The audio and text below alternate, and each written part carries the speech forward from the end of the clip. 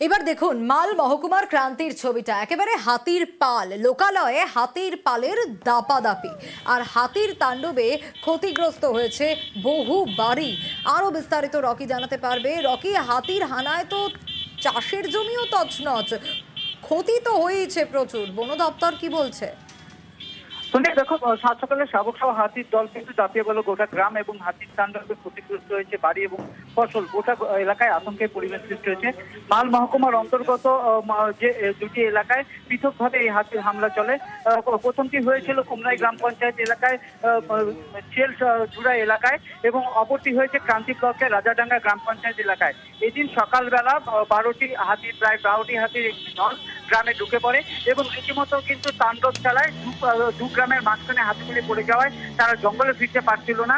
স্থানীয় বাসিন্দাদের দাবি যে গতকাল রাতে খাদ্যের খোঁজে ঢুকে পড়ে এবং মানুষজনের চিল্লাহাল্লাতে সেই ভোরবেলায় সেই হাতিগুলি ফিরতে পারে না। বন দপ্তর খবর পেয়ে সেখানে পৌঁছায়। দীর্ঘ প্রচেষ্টা পর সেগুলিকে জঙ্গলে ফেরাতে সক্ষম হয়েছে বন দপ্তর।